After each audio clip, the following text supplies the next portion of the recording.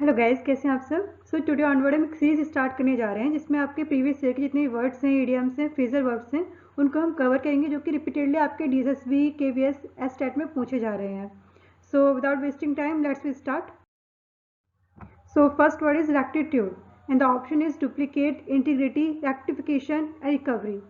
So first you choose your option and now we explain one by one. जो mostly problem आ रही है वो आ रही है ऑप्शंस के साथ आती है। हम लोगों को वर्ड का मीनिंग तो पता होता है लेकिन हम कंफ्यूज होते हैं ऑप्शंस में क्योंकि ऑप्शन मोस्टली सेम होते हैं। ठीक है, तो हम इसको एक्सप्लेन करेंगे one by one.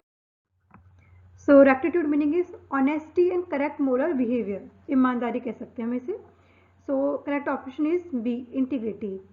And the first option duplicate, किसी भी चीज़ की कॉपी होना। एंड रेक्टिफिकेशन कह सकते हैं किसी भी कोई चीज़ गलत है उसको सही करना, making something right. And recovery, आप बीमारी से बहुत जल्दी रिकवर हो जाना है, रिस्टोरेशन हो जाना from sickness. So second word is rip and the option is sue, terminate, gash and seize. Please comment your answer in the comment box. So rip meaning is to tear or be torn quickly or suddenly, किसी चीज़ को चीर लगाना भी फाड़ना कह सकते हैं हम। So correct answer is C, gash, a long deep cut or bound.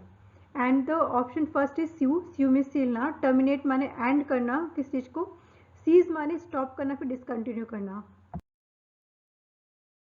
So next word is itinerant, means frequently use of I, it, anything involving repetition.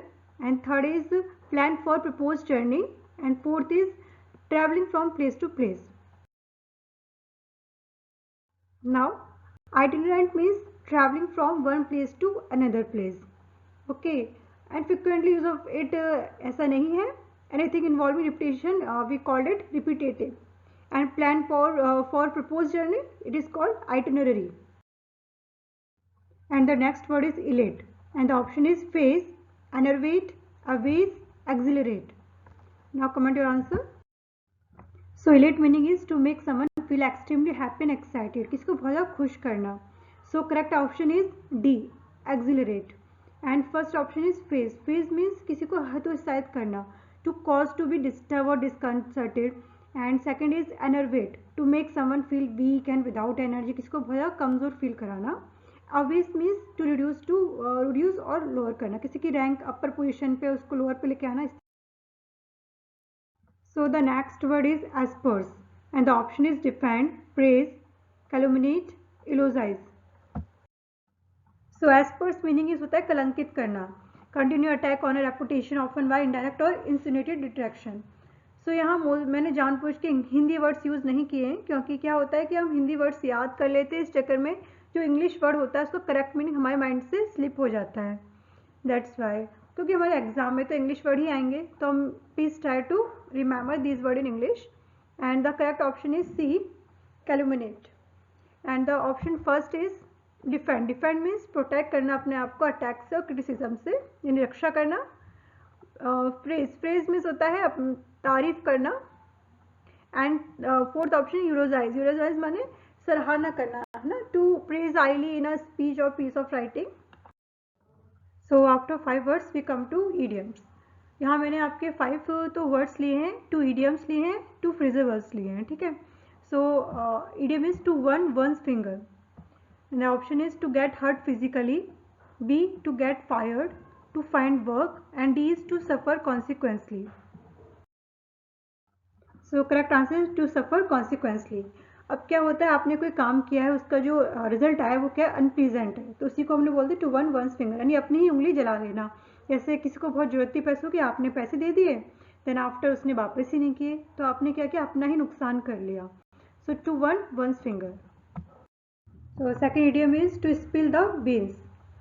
First option is to reveal secret information, to misbehave, to keep secrets, to talk irrelevantly. So correct answer is to reveal secret information. अब ऐसे मान सकते हैं कि आपके पास मटर है जिसमें से बीन्स है उसके वो फैल गए, यानी मटर जो थी बंद थी. सो क्या हो गया, जब वो खुली तो जितना भी उसके दाने थे वो रिवील हो गए, यानी सीक्रेट इन्फॉर्मेशन थी वो रिवील हो गई. Now come to phrasal verb. First is fall apart. Fall apart means to break into pieces, टुकड़ों में बट जाना. Example, the chair fell apart, chair क्या टुकड़ों में बट गई. And second meaning is collapse emotionally, क्या इमोशन में बहुत ज़्यादा वीक हो जाना, या फिर हम कह सकते हैं अंदर से टूट जाना। Example, he fail apart after the death of his father. अब उसके पापा की डेथ के बाद वह क्या हो गया, अंदर से टूट गया। So second phrasal verb is fall back on. Fall back on means निर्भर होना, depend on, rely on, bank on. So these three are also phrasal verb, and the example is I will fall back on you for help.